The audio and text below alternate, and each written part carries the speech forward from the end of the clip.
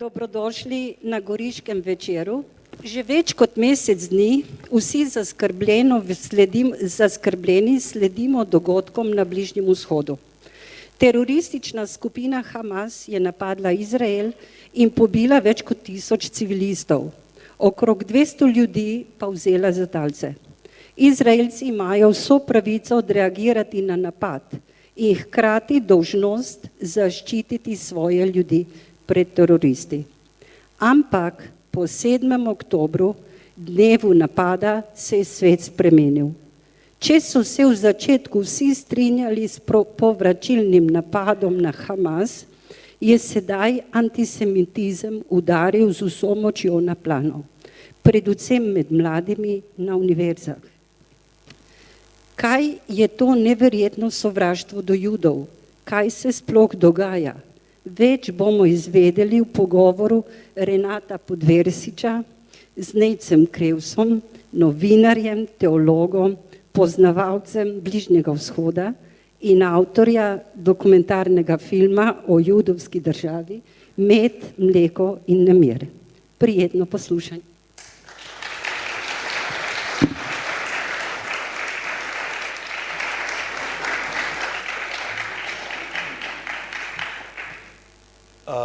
Hvala Vandi za uvodne besede. Spoštovane gospe, spoštovani gospodje, spoštovani goriški rojaki, spoštovani gost današnjega večera, prijatelj Nejc Krevs, spoštovani vsi ljudje dobre volje, ki ste si vzeli današnji večer, da pobliže spoznamo nekatere teme, ki so bile uvodoma omenjene, predvsem pa, da spoznamo tega mulca, ki sedi levo od mene, je nekako eden najmlajših gostov na naših goriških večerih. Do njega gojim prijateljstvo, spoštovanje, tudi občudovanje, ker je zelo pronicljiv za svoja leta. Je v bistvu en mesec starejši od moje hčerke, tako da si bova privoščila, ker sva na Primorskem, ker se poznava, ker veliko sodelujeva, da se bova danes stikala. Se strinjaš, Nejc, ne? Absolutno. Po drugi strani pa tudi je bolj neformalno. Poskušala bova odgovoriti na nekatere teme, ki so bile izpostavljene.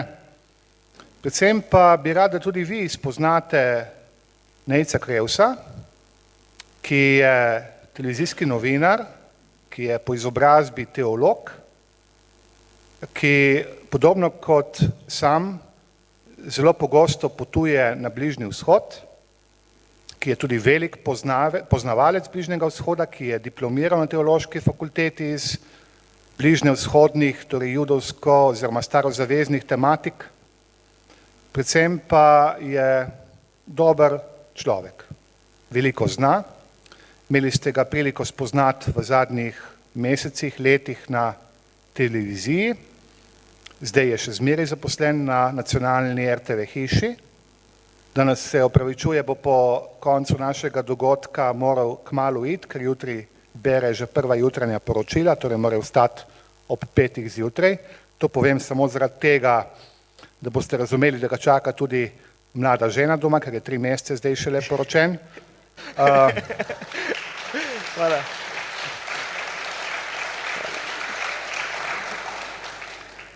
Z Nejcem sva kar nekaj stvari v preteklosti že skupaj naredila. Ponavadi so bile najine vloge zamenjane. Torej sva nastopila v medijih, tako da je on mene spraševal. Danes bojo vloge obrnjene. Torej Nejc, dobrodošel in hvala, ker si se takoj odzval na povabilo na Goriški večer. Najprej bi me zanimalo, lahko v par stavkih poveš nekaj o tvojem rodu, o tvoji družini, prihajaš iz Grosuplja, šolal si se na teološki fakulteti. Kaj je mladega fanta, ki nikoli ni razmišljal, da bi postal duhovnik, zaneslo, da je se vpisal na teološko fakulteto? No, najprej dr. Renato Podbersič, oziroma Renato, dovoli mi, da se zahvalim vsem, ki ste danes prišli kar z bližnjevzhodnimi besedami šalom, salam alejkum, mir z vami. Zdaj, kar se tiče vprašanja, Renato, res je, Sem po izobrazbi teolog, po končani osnovni šoli Luisa Adamiča v Grosuplju sem se vpisal na gimnazijo Moste v Ljubljani in nato nadaljeval študij teologije, ki me je pravzaprav povsem navdušil. Zdaj, kaj je tisti pravi razlog, zakaj sem se za to odločil, v resnici verjetno nikoli ne bom izvedel. Vedno me je zanimalo veliko, vedno sem se rad učil od starejših, modrejših, od filozofije, zgodovine, etike. Skratka, iskal sem nek študij, ki bi mi omogočal res nek celovit pregled na človeka, njegov odnos do presežnega in nenazadnje tudi njegov odnos do svete dežele, kjer se oba zelo dobro počutiva. Še dodam verjetno, sem neka mešanica Dolenjca in Belokranjca, kar pomeni, moja mati prihaja iz Bele krajine, iz Črnomlja, medtem ko po očetovi strani sem Dolenec z Novega mesta oziroma pozneje iz Grosupljega, od koder sem tudi odraščal. Grosuplje je eno simpatično mesto, ki je v Sloveniji dalo kar nekaj velikih umov. Tako da moram reči, da zdaj bolj ko ne ustvarjam torej v javnem zavodu Radiotelevizije Slovenija, delujem predvsem v Ljubljani, sem pa vesel, da sem se iz prestolnice danes pomaknil k vam v Gorico. Nekako smo te bolj spoznali v zadnjih letih, ko je tvoja pojava, tvoj glas, tvoje, bom rekel, sproščeno nastopanje osvojilo pre nekaterega gledalca, morda še bolj gledalko. Nekako se je zdelo, da si šele v zadnjem obdobju prišel na RTV. V resnici mislim, da si že skoraj 9 let del RTV-evskega ustroja, od otroških, mladinskih oddaj. Kako je pravzaprav prišlo do tega, da si začel sodelovati z javno televizijo? Res je. Zmotno je prepričanje mojih sovražnikov, ki pravijo, da me je na javni zavod RTV Slovenija inštalirala prejšnja vlada. To ne drži, temveč sem praktično otrok javne institucije, največje kulturne institucije pri nas. Pri 19 letih sem prvič prestopil v prag te institucije, sprva na radiju, potem tudi na televiziji, opravil sem avdicijo in sem naprej postal tudi voditelj otroških poročil Infodrom. Ena zelo zanimiva misel je Alberta Einsteina, ki pravi, da če ne uspeš razložiti neke zadeve 6-letnemu otroku, potem tudi sam ne razumeš. In delo z otroki me je marsičesa naučilo, tudi v novinarskem smislu, predvsem pa sem ugotovil, da so res otroci en nepopisan list, od katerih se lahko tudi sami veliko naučimo. Zdaj, moja pot se je sočasno tudi študijem na teološki fakulteti precej hitro pokrižala tudi z sveto deželo, o kateri bomo v naslednjih minutah nekaj več spregovorili. Moj prvi prispevek na Radiu Slovenija je bil v resnici reportaža iz svete dežele, tako da sem vedno ohranjal stik tako s televizijo kot tudi z radijem. Je pa tudi ena zanimiva reč, da najbolj ljudje na RTV-ju ne marajo dvoživk. In jaz sem že v samem začetku postal dvoživka.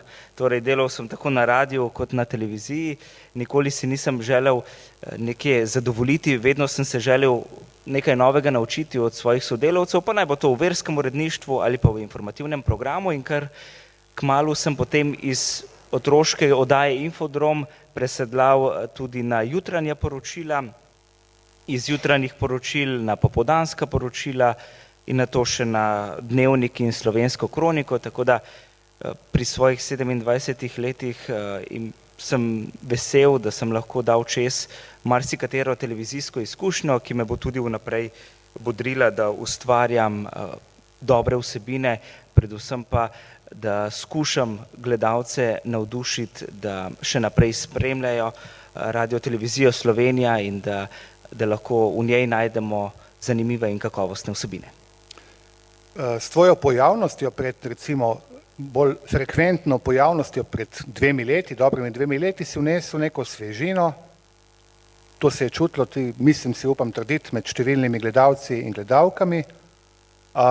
Široko paleto tematik si pokrival, oziroma še pokrivaš, marsikaj poznaš, rad sprašuješ, ljudje te imajo radi, kamera te menda ima tudi rada. Zadnje dni pa opažam, tudi v najnem pogovoru, neformalnem, pokrivaš teme o vremenu, o krompirju, se to nič slabega ni, ampak a te smem vprašati tako pred javnim občinstvom, kako se počutiš zdaj zadnje dneve na televiziji?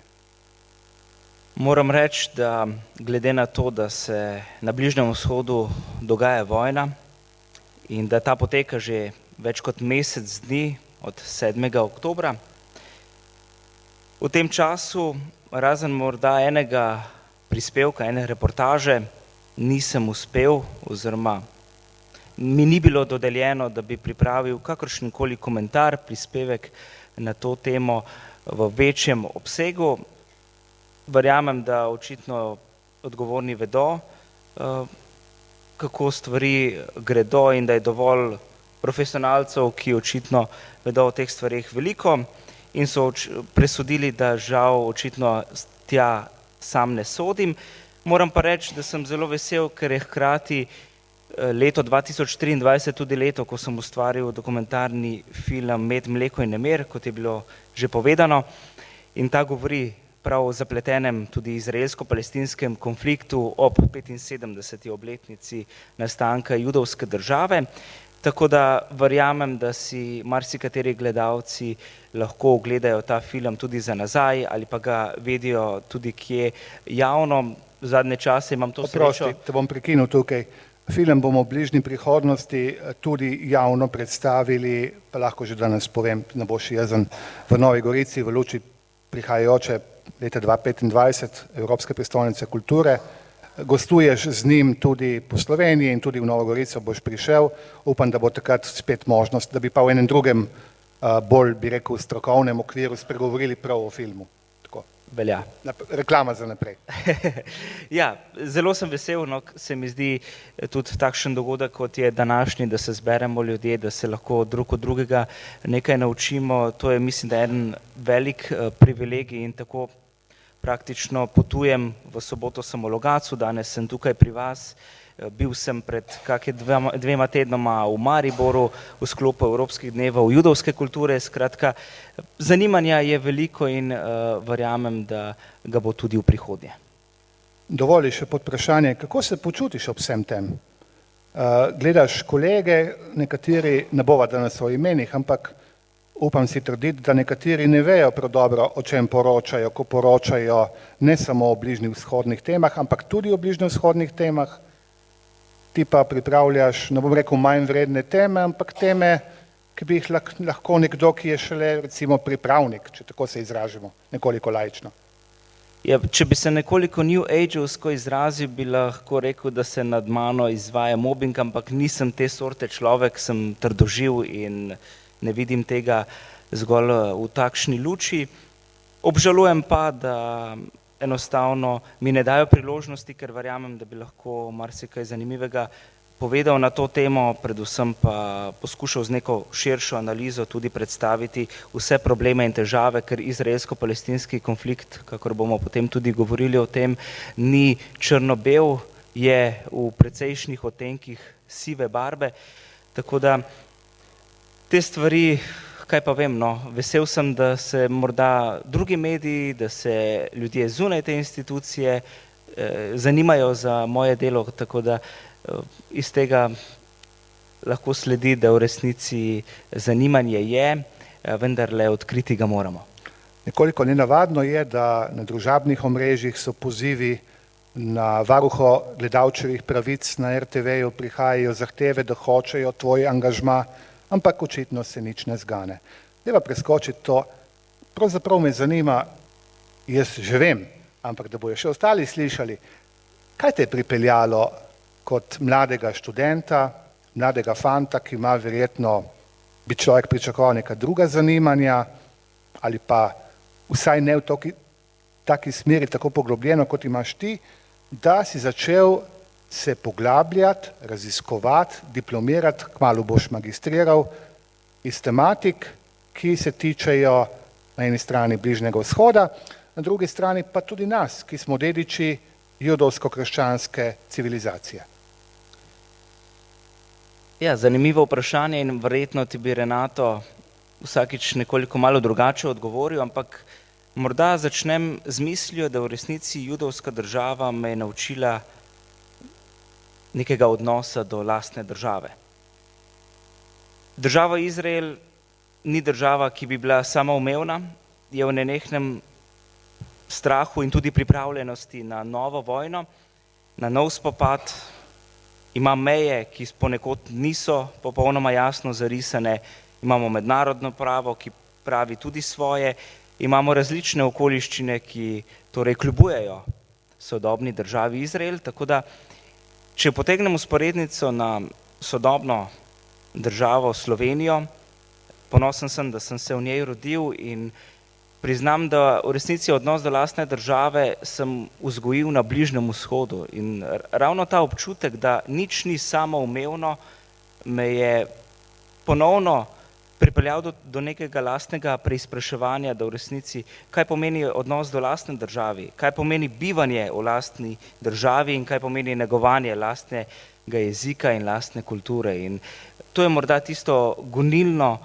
tkivo, ki me vedno znova žene, da se vrnem na Bližnji vzhod, da se vrnem v državo Izrael, da jo preučujem in ne nazadnje tudi to dejstvo, da ljudje pozabljamo, da smo v resnici, tako kot si rekel, zavezani judovsko-krščanskim temeljem, vrednotam, katerim stremi celotna Evropska unija in katerim je v resnici Evropska unija tudi sama zavezana, tako da pogledov na to vprašanje je res veliko in tako kot sem rekel, morda bi ti čez eno minuto malo drugače odgovoril, ampak dejstvo je, da sem kot še študent teološke fakultete s komisariatom za Sveto deželo leta 2016 še kot najstnik se odpravil na Bližnji vzhod in bilo je res nekaj posebnega. Takrat že zdajšnjim celjskim škofom Matjažem smo obhodili od Jeruzalema, reke Jordan pa do severa Golanska planota in juga Elat, skratka prečesali smo celotno državo in nekako spoznali, da je to res en košček nekaj posebnega. Sveta dežela treh monoteističnih religij in sveta dežela nekako duhovne dediščine Evropske unije. Zakaj? Ker so nam v resnici torej Atene dale demokracijo, Rim nam je dal pravo in Jeruzalem nam je dal ta duhovni in kulturni pečat. 7. oktobra se je zgodilo nekaj, kar bo temeljito pretreslo našo generacijo. Mogoče se kateri od poslušalk in poslušalcev ne bo strinjal, mislil bo, da pretiravamo, ampak svet je vstopil v neko novo obdobje, kateremu ne vidimo konca. Ne vemo, ne moramo napovedati, kakšen bo razvoj dogodkov, tokrat še toliko manj, tudi če malo poznamo tiste razmere. Naj povem, da sva oba imela vsak na svoj način letalske karte že kupljene oziroma že plačane za, da gremo še enkrat v to lepo deželo. Ampak če spet poskušaš izraziti svoje občutja, kako si se počutil na tisto soboto, na judovski praznik oziroma na šabat, sveti dan, njihovo nedeljo, praznik Tore, Simhat Torah, ko je dejansko prišlo do nekaj takega, kar nihče ni pričakoval. Ko so očitno zatajile tako notranje kot zunanje obveščevalne službe v Izraelu, kot je zatajila mejna straža, ko so Hamasovi teroristi vdrli na glasbeni festival, pobili 250 ali celo 300 mladih, res da nekaterih pijanih, pa tudi zadrogiranih, ampak vendarle ta festival ni bil varovan, vsaj ne v taki meri, kot smo jo navajeni v Izraelu, ki ekstremno skrbi za varnost. Kako si se počutil, ko si slišal prve novice v tistem sobotnem dopoldnevu ali pa zgodnjem popoldnevu, ki so z zakasnjenjem nekaj ur prihajale v Evropo? Kaj se ti je najprej porodilo po glavi? Moram reči, da sem bil v resnici precej šokiran ravno zaradi tega, kar omenjaš, Renato, torej, da je Izrael vojaška sila, ena najmočnejših na svetu, in da so zatajile obveščevalne službe, nisem mogel verjeti, no, ko so pretresljivi posnetki prihajali takole iz ure v uro, v resnici nisem mogel verjeti, da gre to za dogodke, ki se dogajajo na Bližnjem vzhodu, da se dogajajo na meji med Izraelom in palestinsko enklavo Gazo. Spomnimo, gre za 360 kvadratnih kilometrov, 365 kvadratnih kilometrov in v njej delujejo kar nekaj različnih militantnih terorističnih skupin od Hamasa, islamskega džihada in drugih, in te so v neki skupni koaliciji se odločile, da je 7. oktober dan, ko napadajo Izrael. Tukaj je tudi še nekaj simbolike. Ta napad se je zgodil pravzaprav 50 let po Jomkipurski vojni leta 1973, ko je bil Izrael prav tako na nek način presenečen. In v istem trenutku se je to ponovno zgodilo. Zdaj obveščevalni viri so dejali, da je Egipt, ki prav tako meji na palestinsko enklavo Gazo in je prva arabska država, ki je podpisala mirovni sporazum leta 1979 z Izraelom, opozorila judovsko državo, poglejte, nekaj se dogaja na meji, bodite pozorni, pa vendarle so očitno tako politični kot tudi verski predstavniki in pa varnostni predstavniki te države Izrael zatajili. Tako da jaz sem bil šokiran, v prvem trenutku sem takoj stopil v stik s prijatelji, ki jih imam v Izraelu, potem so se stvari tako razplamtele, da so bili ljudje vpoklicani v vojsko, več kot 300 000 rezervistov je država Izrael v prihodnjih naslednjih dneh, tednih vpoklicala in ljudje so se praktično iz celotnega sveta vračali v 9-milijonski Izrael, da bi branili državo. Sočasno je Izrael krvavel in to so dobro izkoristili tudi v Libanonu. Vidimo rožljanje orožja tudi strani militantne skupine Hezbolah, ki je glavni proksi akter Irana. Skratka, Izrael je ponovno pokazal neko ranljivost, ki jo zadnjih 50 let nismo bili vajeni in praktično nismo pričakovali, da bi se kaj takega zgodilo. A misliš, da je to tudi v luči notranje razklanosti države Izrael? Izrael jemljemo tako na prvo roko kot edino demokratično državo na Bližnjem vzhodu. Zdaj pa provokativno vprašanje, a je to res demokratična država, a je preprostemu poslušalcu razumljivo, kako je notranje razklana država, odkot vse prihajajo njeni prebivalci, kakšno je njihovo razmišljanje, a je bil tudi mogoče to razlog, da je bil ta napad Hezbolaha oziroma Hamasa in tudi ostalih skupin tako uspešen. Torej, koliko je to vplivalo na njihov uspeh? Torej, judovska država je parlamentarna demokracija s 3 vejami oblasti, 120-članskim knesetom oziroma parlamentom. Iz katerega si poročal neposredno. Drži. Srečal tudi njihove politike v prvi osebi. Mislim, da si bil prvi slovenski novinar, ki je prišel v kneset in iz njega poročal strokovno.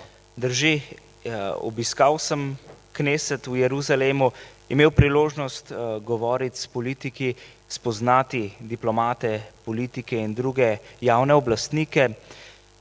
V času volitev leta 2022 novembra, ko so bile 5. predčasne volitve v manj kot 4 letih, to nakazuje na razklanost izraelske družbe, o kateri govori Renato, sem imel priložnost intervjuvati tudi tedanjega izraelskega premijeja, 14. po vrsti Jairja Lapida, trenutni premijer pa je Benjamin Netanjahu, 73-letni prekaljeni maček izraelske politike, vodja desne stranke Likud in dolgoletni premijer, ki se verjetno na nek način same vladavine oziroma oblasti ni nasitil, je veliko naredil za državo, to je dejstvo.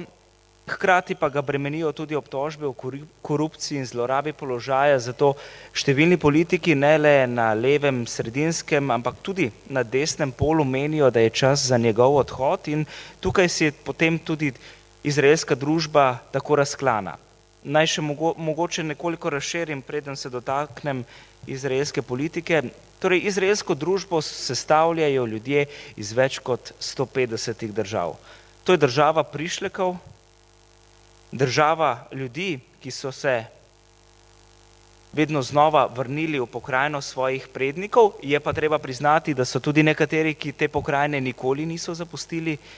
Torej, ko govorimo čez nek zgodovinski prerez, je bilo praktično 1000 let pred našim štetjem začetek obdobja nenehnega, torej prisotnosti izraelskega ljudstva oziroma judovstva na tem območju. Če dovoliš kratek intermezzo, da si bomo plastično bolj predstavljali, ko država nastane leta 1948, o tem je Nejc tudi posnel odličen dokumentarni film, je v deželi živelo 650 000 Judov.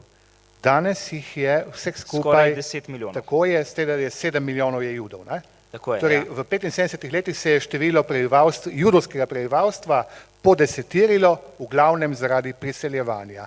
Tudi iz Slovenije, nekaj malega, ampak tudi iz Slovenije. Ljudje so praktično prišli iz celega sveta in v resnici našli nek varen pristan v novo nastali državi, ki je bila sicer takoj oblegana in napadena in potem se je vrtel ta cikel judovsko-arabskih vojn in tudi ne nazadnje otoplitvi odnosov med arabskimi sosedi in Izraelom, ki še zaenkrat žal ni popolnoma dovršen, ampak če se dotaknem te družbe, ljudje so prišli torej iz Evropske unije, iz Evrope, iz Združenih držav Amerike, iz Avstralije, Kanade, prišli so tudi iz Bližnjega vzhoda, ker vemo, zgodila se je ena velika tragedija na tem območju, torej, če se nekoliko premakneva v zgodovino, v čas, ko lahko govorimo torej sploh o ideji Izraela, kako je sploh nastala judovska država. Ideja o tej državi je nastala s pomladjo narodov, torej v 19. stoletju, ko so evropski narodi cveteli po nekem narodnostnem preporodu in prav tako nobena izjema ni bil tedajni nekje približno 9 milijonski judovski narod v Evropi. Razvijale so se različne ideje, skozi kulturno avtonomijo, skozi teritorijalno avtonomijo in potem na koncu z nekakšno idejo o narodni državi, ki je ustanoviti svojo državo z idejo sionizma. Sionisti so skozi svoj kongres torej iskali pokrajino, kjer bi se naseljevali oziroma kjer bi korenine njihove zgodovine znova vzklile v nek sodobni, moderni prostor njihovega bivanja, ki ne bi bilo eksistencialno ogroženo in potem se zgodi Prva svetovna vojna, ko razpade Otomanski imperij in to ozemlje si kolonialno razdelijo države, ki so zmagale v vojni. Predvsem govorimo o Franciji in pa Združenem kraljestvu, Veliki Britaniji, ki si pokrajino razdelita po Sykes-Picot dogovoru iz leta 1916, pride tudi Balfourova deklaracija leta 1917, ko Britanci prepoznajo namero in idejo judovskega naroda po ponovnem preporodu v njihovi domovini prednikov, torej v tedajni pokrajini Palestini. Začenja se naseljevanje.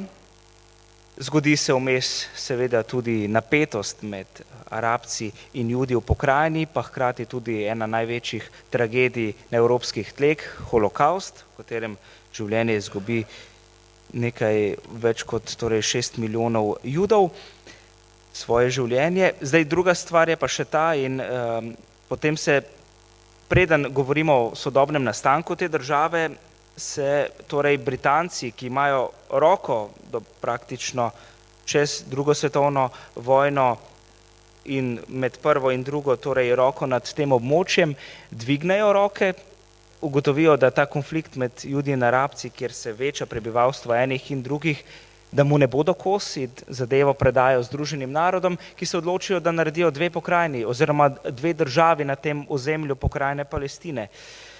Leta 1947, na moj rojstni dan, 29. novembra, je torej sprejeta resolucija 181, s katero je torej potrjeno, da si pokrajino razdelijo torej Judje in Arabci. Judje v to pristanejo, medtem tudi velike sile, kot sta Sovjetska zveza in Združene države Amerike, v to pristanijo. Arabski svet je bil proti, različne države so bile različno usmerjene glede na svoje geostrateške interese in po sami resoluciji Judje le nekaj mesecev pozneje v Tel Avivu 14. maja 1948 razglasijo suvereno državo in od takrat naprej se začne dogajati vojna. Dobro, potem so bile številne vojne, Ja. pobijanje z ene in druge strani. Palestinci nikoli ne dobijo, oziroma palestinski Arabci nikoli ne dobijo svoje države, tudi danes je še nimajo. Ampak ti si raziskoval, se pogovarjal, snemal razklanost izraelske družbe. Torej, kaj jih drži skupaj? Kaj Juda v Izraelu je tisto, kar ga drži skupaj, da sploh gleda na Izrael kot svojo državo? Ali pa ne gleda? Jaz bi prej rekel, morda ravno tisto misel filozofsko, eksistenca pred esenco. Morda je to tisto ključno vprašanje, da v resnici Judje po celem svetu na nek način vidijo varen pristan v tej pokrajini in da je ta pokrajina lahko še kako ranljiva, kar smo videli 7. oktobra letos. Po drugi strani pa, če se vrnem zdaj na to razklanost, in ta razklanost izraelske družbe traja že kar nekaj časa, vezana pa je tudi zagotovo na vprašanje, ali si Izraelci želijo otoplitve odnosov s Palestinci ali ne. Zadnje čase prevladuje bolj kot ne vprašanje, da si tega ne želijo, je pa to na nek način nekoliko razdelilo izraelsko družbo tudi z vprašanjem, ali je torej, ko smo omenjali Benjamin Netanjahu, dolgoletni premijer, še zmožen upravljati javno funkcijo premijeja, z njo ima imuniteto in se tudi nekako lahko izogne zaporni kazni, ker ga bremenijo obtožbe o korupciji in zlorabi položaja. Zdaj, na drugi strani je pa tudi vprašanje, koliko moči imajo druge stranke. Zdaj, govorila sva o 10-milijonskem narodu ali pa državi, znotraj katere živi približno 2 milijona Palestincev oziroma Arabcev z izraelskim pasožem. In to je ena izmed stvari, ko ljudje pravijo, da je Izrael apartheidska država, da je rasistična, ksenofobna in tako naprej. Verjetno, če bi vse te opaske veljale, potem zagotovo v tej državi ne bi živelo toliko število arabskih prebivalcev z izraelskim pasožem. Tu imamo še druge manjšine, Druze, Čerkeze, Beduine in tako naprej. Skratka, gre za res široko paleto družbenega sloja in tudi družbene elite in nekako lahko govorimo o državi, ki je zares raznolika in tudi večkulturna, ampak tukaj znotraj tega naboja, da gre za eno in edino judovsko državo, so si ljudje enotni, kar pomeni, da ne glede na to, kaj si ljudje mislijo, da razmišljajo drugače, je še kako tudi vojna povezala te ljudi, da so se združili in danes imamo ljudi, ki prihajajo iz celih skupnosti Druzov, pa tudi Beduinov, ki so vpoklicani v vojsko in so pripravljeni dati življenje za Izrael. In prav zanimivo je tudi to, jaz se spomnim, sem bil v Tel Avivu, ko se zgodi reketiranje, ko pridejo rakete iz Gaze proti Izraelu, bežijo v zaklonišče tako Judje kot Arabci v Izraelu. Ni izjeme, ker krogla ali pa puščica ne pozna meja in ne pozna žrtve na drugi strani, tako da v tem smislu je to še eden izmed zagotovo momentov, ki izraelsko demokracijo postavlja na stran demokracije, ne toliko na stran teokracije. Omenil si teokracijo. Kakšen je razkorak, se vračamo spet k istemu vprašanju, znotraj same izraelske družbe? Na eni strani imamo celo paleto sekularnih judov, ki jih je še vedno več kot pol, več kot 50%. Na drugi strani zaradi rodnosti, demografije narašča število ortodoksnega judovstva, ki ima en poseben pogled na državo. A lahko kaj o tem poveš, tudi iz svojih lastnih izkušenj? Res je, gre za kakšnih milijon haredimov, torej določen del skupnosti v Izraelu, torej govorili smo o arabski skupnosti, imamo sekularno skupnost, imamo skupnosti ljudi, ki so prišli iz Bližnjega vzhoda, Evrope, skratka, znotraj različnih teh skupnosti so se tudi ljudje delili in sprva je bil Izrael socialistična država, ki se je potem razvila v sodobno in moderno demokracijo. Vsi ste morda že slišali za kibuce, torej za neko skupnost samoupravljanja, potem so tu še mošavi, ampak to je neko prevladujoče stališče oziroma misel sekularnega sveta. Renato sprašuje še v enem svetu in ta svet je ortodoksni svet. Ortodoksni svet ali pravoverni svet Judov je v resnici svet, ki daje judovski državi judovski naboj. Torej, tisti predznak, da lahko o tej državi govorimo kot o državi Judov. In zagotovo imajo ključno vlogo tudi pri tem ohranjanju tega verskega naboja. Zdaj, rekel si, rodnost je kar visoka, zdaj ta fertilnost ortodoksnih žena marsikoga na sekularnem bregu zelo moti, predvsem zato, ker so številni ortodoksni Judje, ki sicer imajo posebno vlogo, so zelo odklonjeni od države oziroma nenaklonjeni razvoju te države. Ampak tukaj mora vseeno intervenirati pa reči, nenaklonjeni so zdajšnjemu Izraelu, ker verjamejo, da samo Bog, samo Jahve da državo, ne pa da jo stvari skupina pritepencev iz vzhodne Evrope, ki imajo neke protosocialistične ideje. Res je. Jeruzalem vidijo v bistvu kot nebeško kraljestvo, ne pa prestolnico sodobne države Izrael, ampak po drugi strani se ne glede na situacijo še bolj ustvarja tudi ta fenomen, da se počasi tudi vključujejo v izraelsko družbo, ne vsi, ampak imamo celo določen procent takšnih, ki se odloči, da služi vojaški rok, čeprav so že v prvi izraelski vladi, ki je bila socialistična in so vanjo bili vključeni tudi ortodoksni Judje, so se dogovorili z vsemi izraelskimi premierji vnaprej z zakonom, da so lahko oni izvzeti od služenja vojaškega roka. Torej ni jim potrebno, ampak se določen del tudi odloča za to. Ampak spet ena primerjava. Takrat, ko je nastala država, jih je bilo 2%, zdaj jih je pa že 13% teh ortodoksnih. Res je, in s tem se tudi veča njihova politična moč. Imajo dve močni stranki, United Torah Judaism in Šas, ene predstavlja bolj sefardski oziroma mizraški svet, zdaj da morda še te etnije na hitro razložimo, ker je toliko enih stvari. Torej, Mizrahi pomeni vzhod po hebrejsko, torej označuje Jude, ki so prišli iz bližnjega vzhoda v Izrael, medtem ko Sefardi, torej Sefard pomeni Španec oziroma nekdo, ki je prišel torej iz dela Iberijskega polotoka ali Balkana ali Turčije, predvsem označuje ljudi, ki so bili z Izabelo Kastilsko v 14. in 15. stoletju izgnani iz Španije. Potem pa imamo še Aškenaze, to je pa še ena skupina, gre pa za Jude iz nekako osrednje centralne Evrope, predvsem Poljske, nekaj jih je tudi iz Sovjetske zveze, pa Nemčije, Litve in drugih držav. Tako da te svetovi se potem nekako zberejo v eni skupni državi. In v tej državi skušajo bivati in normalno, da so med njimi določena trenja, če ne drugega iz kulture. Ko pride nekdo iz Bagdada, ima drugačno mnenje kot nekdo, ki pride iz Vilne in potem se ta svet skupaj pomeša. Njihovo skupno jedro pa je, da v resnici sta oba pripadna judovski kulturi in veri. In ko se ta svet nekako združi, potem imamo neko raznolikost, ki prosperira in ne nazadnje tudi skrbi za to, da ta država ostaja varen pristan judovskemu narodu. Uvodoma je bilo povedano, da je po teh terorističnih napadih približno 1400 Izraelcev, ne vemo, koliko je bilo tega Judov, nekaj je bilo nedvomno tudi izraelskih Arabcev ubitih. Zdaj pa odgovor Izraela, to me zanima tvoje mnenje, je bil sorazmeren ali nesorazmeren.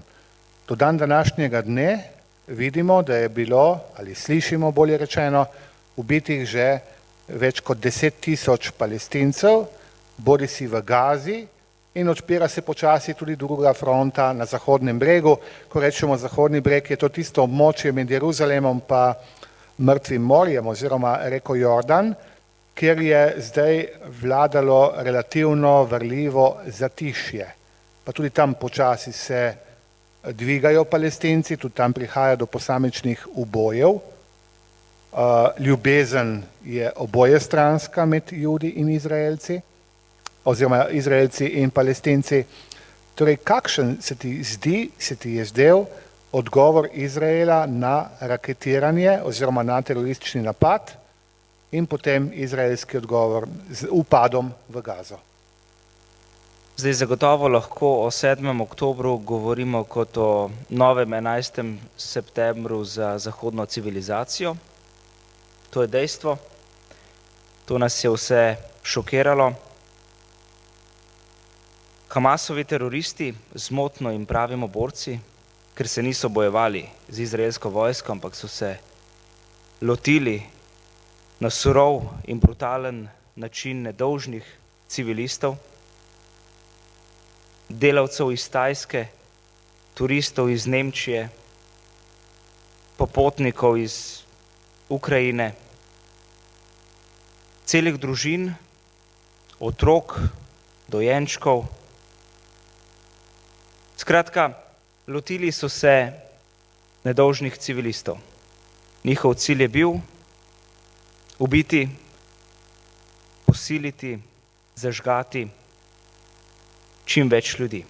Ob tem so več kot 240 civilistov tudi zajeli, jih odpeljali v palestinsko enklavo Gazo. Številna trupla so razvažali po ulicah Gaze, paradirali z njihovimi udi, pljuvali po truplih in desakralizirali svetost življenja. To je dejstvo. Zdaj, sorazmernost je vedno vprašanje Izraela. Dejstvo je, da izraelska vojska ima za svoje tarče Hamas, Islamski džihad in ostale teroristične milice, ki operirajo v Gazi. Problem je, ker govoriti o sorazmernosti je sila težko. Izraelska vojska ne vstopa v Gazo in ne posiljuje. Izraelska vojska ne zažiga trupel nedolžnih Palestincev. Izraelska vojska ne poskuša uničiti palestinska življenja. Žal je problem zagotovo ta, da na 365 kvadratnih kilometrih živi 2,3 milijona ljudi. Več kot oziroma okoli 50% teh ljudi je mlajših od 18 let, otrok. In morda samo en disclaimer, sem kot novinar sam čutil moralno dolžnost, da tem palestinskim otrokom pomagam. Sam sem ponudil humanitarno pomoč, doniral v Gazo, prav tako sem doniral pomoč reševalcem Hatzala, ki pomagajo vsem nedolžnim izraelskim civilistom. Skratka, tukaj sem vzel stvari tudi na svoja pleča, ker čutim posebno odgovornost in posebno pozornost do tega kraja, teh mest. Zdaj, zagotovo bi lahko govorili o tem, da Benjamin Netanjahu morda ni odreagiral pravilno, da je odreagiral čustveno in da je odreagiral ne oko za oko, zob za zob, oziroma ein tahat ein, šen tahat šen, ampak je odreagiral oko za 1000 očes in oko in zob za 1000 zobov. Tako da bojim se, da je ta tragedija palestinskega naroda zagotovo tudi nek produkt povračilnih ukrepov izraelske vojske, hkrati pa se moramo zavedati tudi tega, da je v Gazi oziroma pod Gazo še en usporedni svet tunelov, v katerih se skrivajo pripadniki Hamasa, v katerem skrivajo orožje, v katerem skrivajo talce, in ti ljudje se ne zmenijo za nedolžne palestinske žrtve. Ti ljudje gledajo na to, kako bodo izvedli nov napad na Izrael. Prav tako Hamas uporablja za živi ščit nedolžne Palestince in ne samo to, prišlo je celo do streljanja Hamasovih teroristov na lastno palestinsko prebivalstvo, medtem ko je izraelska vojska dovolila, da se palestinski civilisti iz severa enklave pomaknejo proti jugu. Skratka, zagotovo bi se morala tudi izraelska vojska, ki se sama ima za eno bolj moralnih vojsk na tem svetu, tudi ko bombardira, skuša obvestiti civiliste o tem, jih vedno znova prosi, da se umaknejo iz ozemelj, ki bodo tarče bombardiran, hkrati pa je zagotovo tudi to eno izmed najbolj težkih poluličnih vojskovanj, ki smo jih priča, in težko je ostati moralen ob tem, da skušaš tudi rešiti več kot 200 talcev, ki so še vedno ujeti v Gazi. Ne gre samo za izraelske državljane, gre za številne Evropejce, in vprašanje je, če se bo ob tem vključile tudi številne druge države. Zagotovo pa se Gaza spreminja v pekel, na nek način se humanitarna kriza vedno znova poglablja. Sam bi lahko izrekel kritiko Izraelu zagotovo tudi v tem smislu, da bi morala bolje poskrbeti za humanitarno pomoč v Gazi, dovoliti, da konvoji humanitarne pomoči preko prehoda Rafa na meji Egipta in palestinske enklave Gaze vstopijo na tem območje čim prej. Dovoli še eno podvprašanje. Pred dobrim letom si bil v sklopu evropskih novinarjev nekako izbran, da si skupaj s kolegi iz drugih evropskih TV hiš šel na ogled teh tunelov, ki se nahajajo pod samo Gazo oziroma na mejnem območju. Lahko v 2 besedah, ampak res na kratko, današnjim poslušalcem poveš, kako izgledajo ti tuneli globoko pod zemljo, ki služijo napajanju, prehodu, trgovanju, izsiljevanju palestinskih oziroma Hamasovih teroristov. Žal, bodimo iskreni, da so številni te tuneli in prehodi, nekaterim pravijo celo Gaza metro, bili financirani oziroma se je denar za humanitarno pomoč Zahoda pretopil v to dejavnost, torej ustvarjanje teh tunelov. Te tuneli so visoki tam tudi do 2 metra ali pa 1,5 metra, nekje se sklanjaš, široki tudi nekje do metra. Globoko tudi po več metrov pod zemljo, čisto odvisno s kakšnim namenom, kajti te tuneli nimajo konca, so neskončno ozemlje labirintov, nekateri so namenjeni pravzaprav za infiltracijo na območje Izraela, oziroma so jih izraelske obrambne sile odkrile celo na svojem območju, kar pomeni, da so tako globoko skopani te tuneli, ki so zagotovo tudi pripomogli, da je bil 7. oktober tako uspešen. Tako da to je zagotovo na nek način voda na mlin več kot 40.000 Hamasovim teroristov, ki se bojijo, da bodo izbrisani iz obličja zemlje, zato se skrivajo ravno pod temi tuneli, kajti tudi v tem smislu zato težko govorimo o nekem pravičnem vojskovanju, kajti Hamas se bori oddaljen, oziroma Hamasovo vodstvo se bori iz Katarja, živi v dobrih razmerah, v razkošno življenje, medtem ko prepušča velike jahte, privatna letala, živijo razkošno življenje in v resnici vidijo lastno palestinsko prebivalstvo zgolj za šahide, kar v muslimanskem jeziku nekako pomeni mučence. In dokler ta mentalnost, ta propagandni stroj deluje to smer, se bojim, da so tudi vsi te mladi, omenil sem, torej več kot polovica palestinskega prebivalstva Gaze predstavljajo ljudje mlajši od 18 let, tudi te ljudje so žal prisiljeni prijeti za orožje, velikokrat jih torej v to sili zgolj in le ideologija Hamasa, ki od njih zahteva, da dajo življenje za stvar, ki se ne bo nikoli rešila na tak način. Kajti dokler ne bodo obe strani stopili znova za pogajalsko mizo, je mislim, da ta izraelsko-palestinski konflikt še vedno na mrtvi točki. Uvodoma si povedal, da pogled na bližnjevzhodno krizo ne more biti črno-bel, ne more biti absolutno dobri, absolutno slabi, je kvečjemu siv. Ampak ko prebiramo naše časopisje, tudi poslušamo uvodoma omenjeno tvojo matično ustanovo, ima človek občutek, da smo v nekih drugih časih. Uporabljajo se izrazi, ki jih drugje ne slišimo.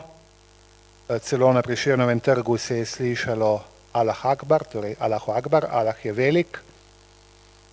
Nekateri tvoji kolegi, tudi tvoji kolegi, imam občutek, da še vedno razmišljajo, da so družbeno-politični agitatorji, ne pa časnikarji, torej novinarji.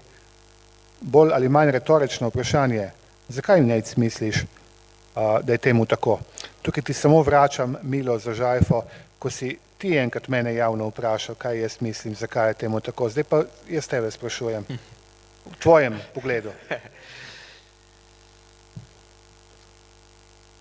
To je zelo težko vprašanje in to Renato ve.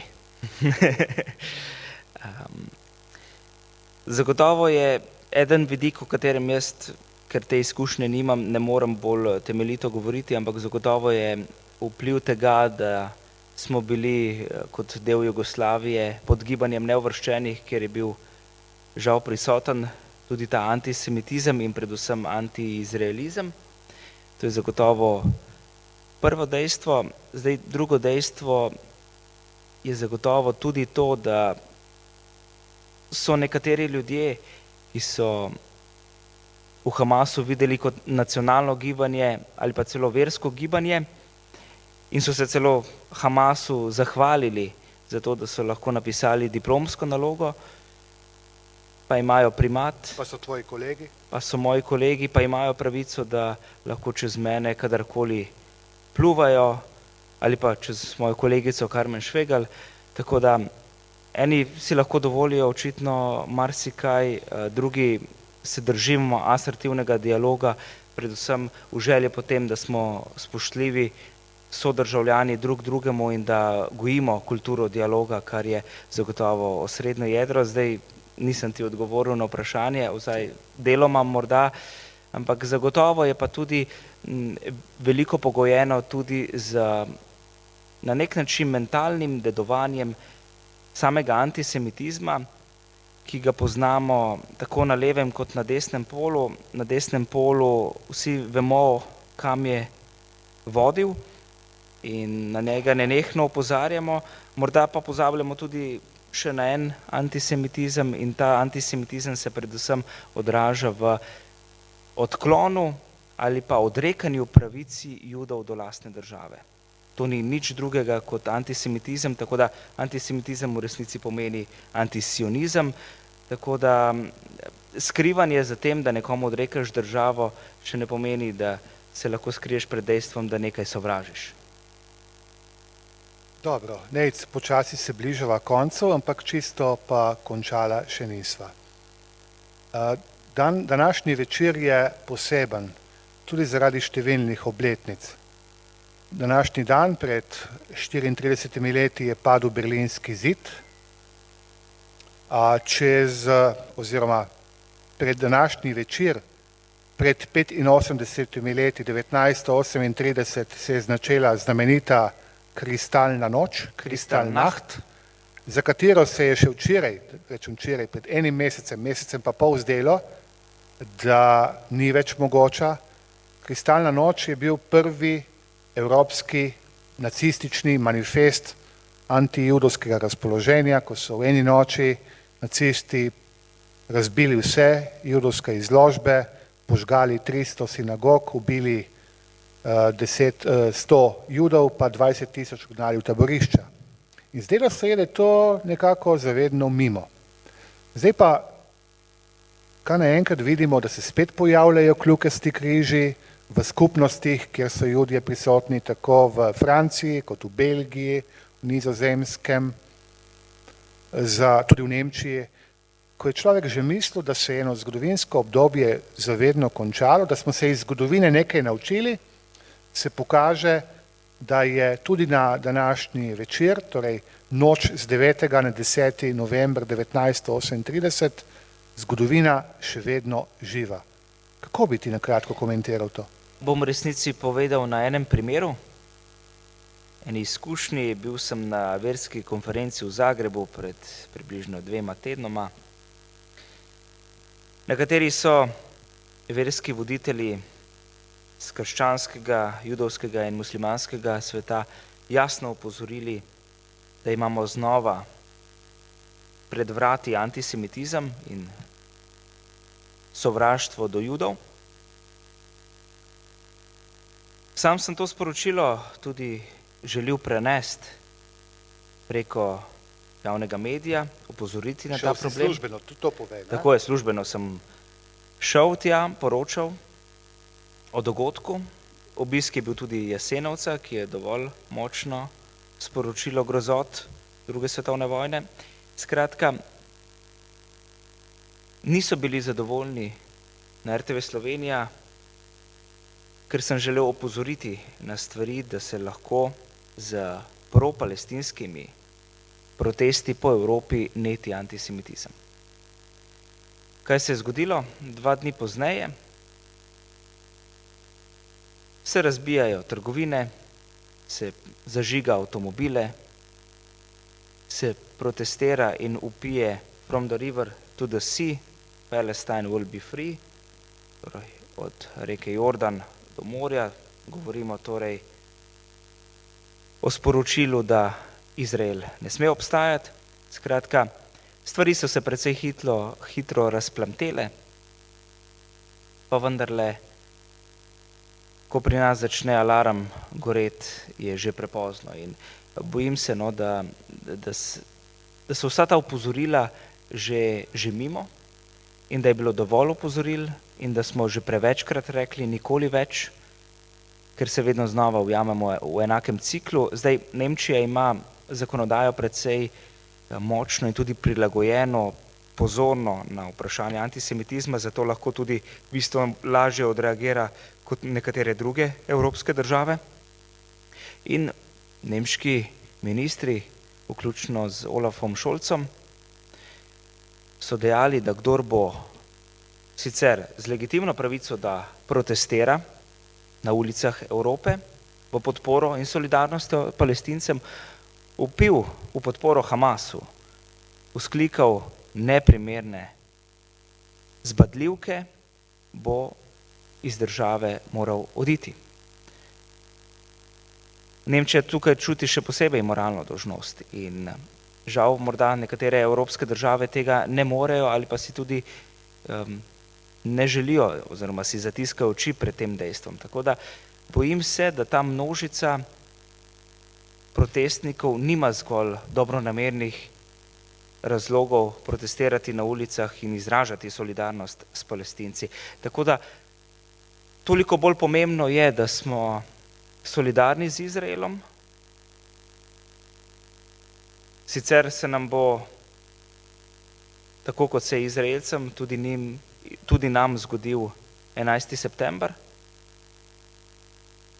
Žal imam občutek, da nismo daleč in da ulice evropskih mest več niso tako varne, kot so bile nekoč, in bojim se, da ne znamo živeti medverskega in medkulturnega dialoga, ki je ključen za to, da bi kot skupnost, tista skupnost stare celine Evropske unije živela v miru.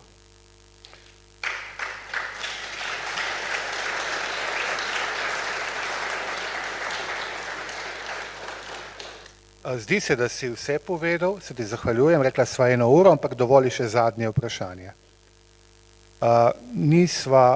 Nisva preroka. Me pa zanima, kako kot teolog, kot družbeno aktiven državljan, kot nenazadnje dobro obveščen slovenski novinar javnega mnenja in tudi nenazadnje kot Nejc Krevs, gledaš na bližnjo prihodnost. Torej, kje vidiš rešitev, nekaj si že povedal, ampak poskušaj zaokrožiti rešitev bližnjevzhodnega klopčiča. Ali je to rešitev 2 držav, two-state solution, kot se je govorilo, predvsem mirovna pogajanja, to že, ampak kaj se tebi zdi, Nejc? Vidiš neko perspektivo za mir v bližnji prihodnosti na tem najnem ljubem koščku sveta? Sam sem sicer optimist, ampak bližnjevzhodni konflikt me navdaja žal s precejšno mero pesimizma, predvsem zato, ker sovraštvo, ki se je razplamtelo med obema narodoma, ostaja, se deduje, živi med obema narodoma. In navadno je vedno tako, da ko na eni strani pride do neke zrele pripravljenosti za pogovor, te pripravljenosti na drugi strani ni in v obeh primerih se je to že večkrat v zgodovini pokazalo. Dve državi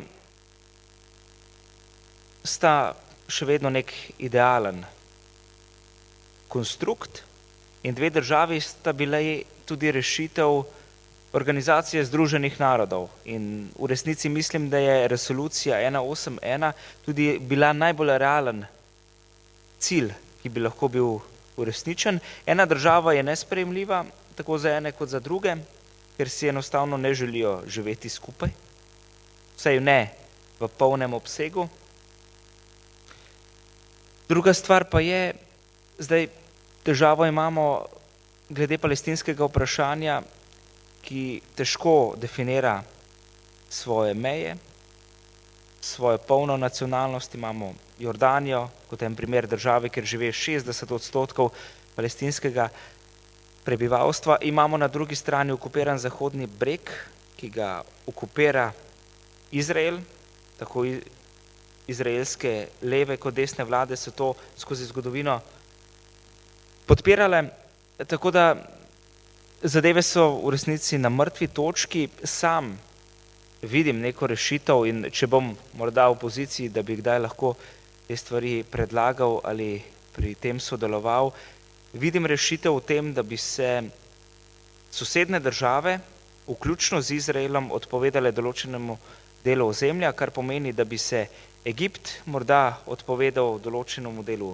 Sinaja, da bi se Jordanija skušala odpovedati določenim svojim ozemljem in da bi se hkrati seveda tudi Izrael odpovedal določenim delom morda puščave Negev.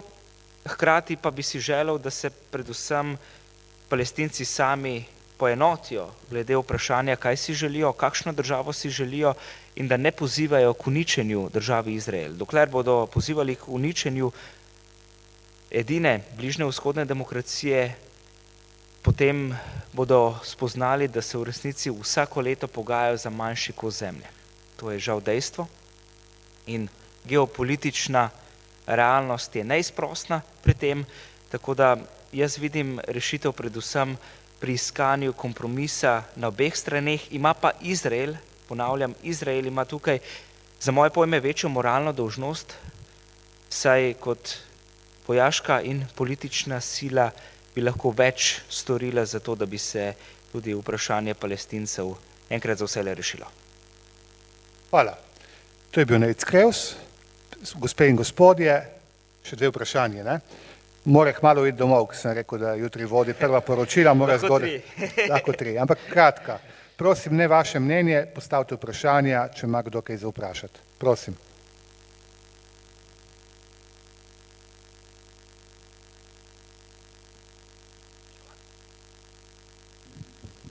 Dobar večer, tudi v mojem imenu podžupan Mestna občina Nova Gorica, Harej Anton.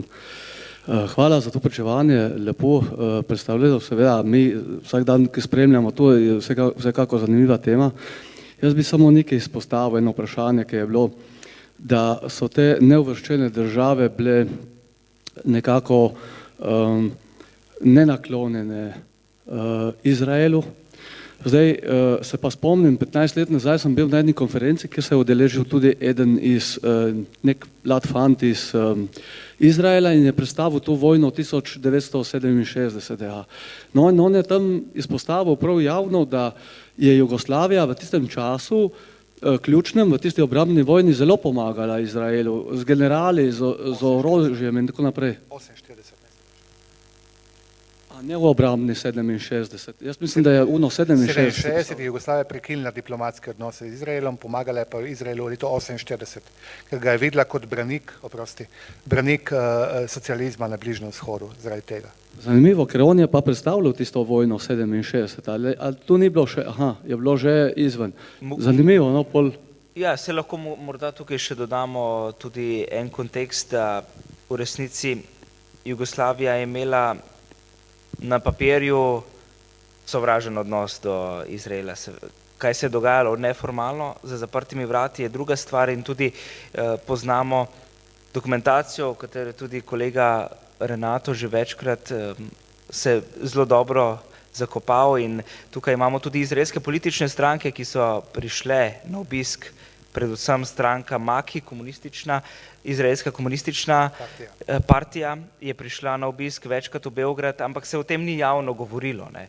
Dejstvo je tudi, da seveda so številni jugoslovanski Judje odšli torej v Izrael, je pa res, da so nekatere seveda večinoma razlastinili, preden so odšli, ampak vseeno so jim dovolili, torej, da so iz Jugoslavije lahko odšli v Izrael, ker recimo, če pogledamo, Sovjetska zveza ni dovoljevala praktično do 90-ih, praktično do razpada Sovjetske zveze, torej Judje v teh državah niso mogli zapustiti, medtem kot Jugoslavija je to omogočala. Tako da tu so nekateri vidiki tega zagotovo, nekega tihega sodelovanja Jugoslavije z Izraelom zagotovo bili, če ne drugega, s nekim prebivalstvom na eni in na drugi strani, ki so znali sodelovati in tukaj tudi lahko še poudarim, govorimo o Jugoslaviji kot delu neuvrščenih, bili so tudi druge sile, saj tudi recimo ob napadu Jordanije na Izrael leta 1948, ko smo se dotaknili tudi Jordanija,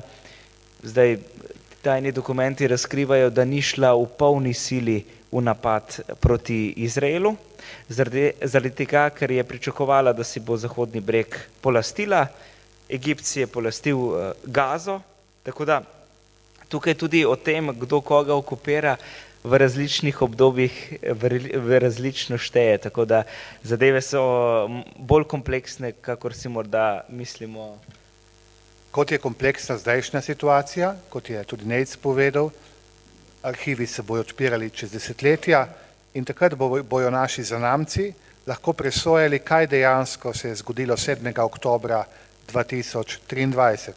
Mi dva si upava napovedati, mislim, da sva tudi poudarila, tudi današnji gost, da dejansko nič več ne bo tako, kot je bilo, ker so bile določene, bomo rekli, robovi so bili prekoračeni. Jaz mislim, da če se morda izrazim po rimsko, v stilu rimskega imperija, mislim, da je Hamas prestopil Rubikon, tisto famozno reko, ki jo je prestopil tudi Julij Cezar, kot veste, in mislim, da od takrat naprej, ne, tako kot tudi za Julija Cezarja, nikoli več ni bilo nič enako, tako tudi za Hamas ne bo, bojim pa se, da bodo kolateralna škoda žal tega srditega boja nedolžni civilisti, ki so že v številkah na tisočih in to je obžalovanja vredno in morda bi tu morala tudi mednarodna skupnost več storiti, da zaščiti civiliste, vendarle pritisniti tudi na Egipt, da odpre mejo, da se lahko nedolžni civilisti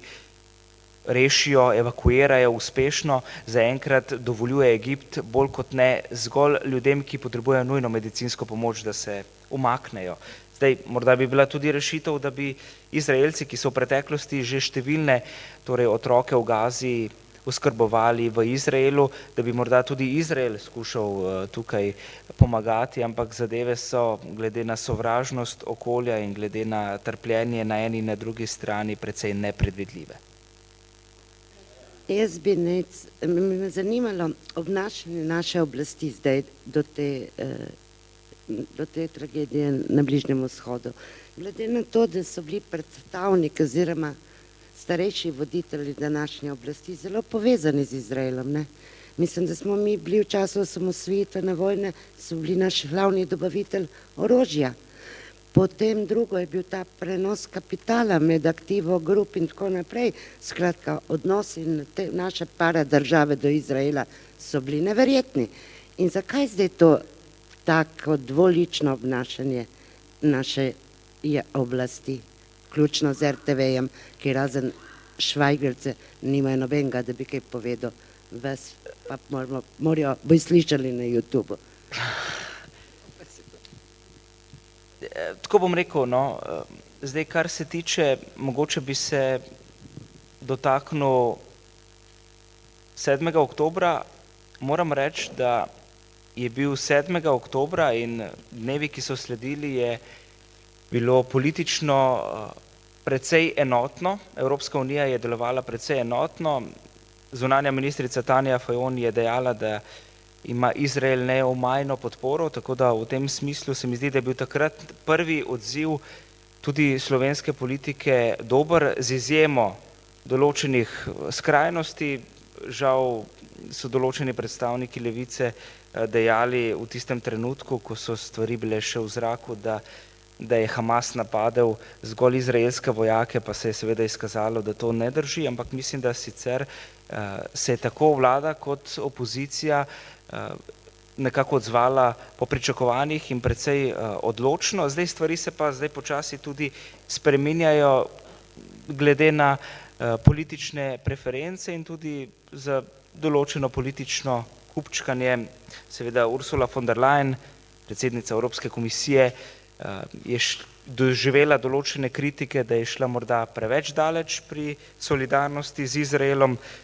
Sama je Nemka, tako da jo lahko razumete. Tako da tukaj gre, mislim, da predvsem bolj kot ne za nek tudi strateški interes različnih tako političnih skupin kot političnih strank in zadeve je treba, se mi zdi, gledati res v loku tega, da se je zgodil teroristični napad 7. oktobra in zdaj se dogajajo na drugi strani povračilni ukrepi. Oboje je na nek način seveda obsodbe vredno in tukaj moramo biti zelo previdni pri nekih stališčih v eno in drugo smer, tako da jaz na tej točki bi se ustavil, ne bi šel dlje od tega. Je pa res, da moram reči, da v preteklosti je Slovenija, tako kot ste že omenili, res zelo dobro sodelovala z Izraelom. Izrael je bil naš tesen zaveznik že v času naših aspiracij po lastni državi in mislim, da je Izrael, kot sem nekoč enkrat dejal v Odmevih, da je Izrael previdna dama, ki zna prespati tako v spalnici slovenske desnice kot v spalnici slovenske levice. Ker vemo, da je Slovenija imela do sedaj morda več levosredinskih vlad, je bilo tudi sodelovanje z levo sredino morda še bistveno bolj intenzivno, ampak na malo bolj tišji ravni, kot pa recimo sodelovanje desnih vlad, ki je bilo morda bolj tudi javno izpostavljeno. Vidim, da ste se malo poglobili v zadevo. Ja, zagotovo so tudi ilegalno ljudje zbežali iz Sovjetske zveze in uspešno prišli. Zdaj, ali so se ljudje želeli znebiti Judov, težko rečem, na nek način zagotovo, ker antisemitizem nikoli ni zapustil stare celine. Vedno je bil prisoten, če ne drugega, kot nekakšna latentna oblika in se je skozi obdobja tudi v različnih stopnjah tudi stopnjeval, ampak zdaj, ja, verjetno bo marsikaj pokazal še čas, marsikaj bo pokazal arhiv in tajni dokumenti. Je pa res, da verjetno, če pomislim na Jugoslavijo, je verjetno v tem kontekstu se tudi Jugoslavija zavezala, da je Izrael tesen partner Združenih držav Amerike in če želimo kaj od Američanov imeti, potem verjetno bo pametno ne vse sile napeti zgolj za Jasarja Arafata, ampak nekaj tudi za judovsko državo. Tako da tudi so primeri, kako so se številni jugoslovanski politiki marsikaj naučili v kibucu ali pa v mošavu, skratka o določenih torej sistemih socializma, ki so zdaj v Izraelu pretežno preživeti, ampak še vedno imamo 120.000 ljudi, ki danes živi v kibucih, ki so pretežno privatizirani, ni več samoupravljena, ampak je pretežno vse v rokah recimo ene družine, ki potem vodi celotno farmo, ki je nekaj hektarjev in tako naprej. Skratka, jaz mislim, da verjetno sta si obe državi tukaj potihoma želeli sodelovanja in na nek način je verjetno tudi obveščevalna služba v Izraelu, zloglasna Mossad, kaj imela tudi od Jugoslavije. Mislim, da si dovolj podrobno razložil. Predlagam, da končamo vsaj ta formalni del. Gospe in gospodje, to je bil Nejc Krevs. Jutri ga gledajte na poročilih RTV Slovenija. Vanda.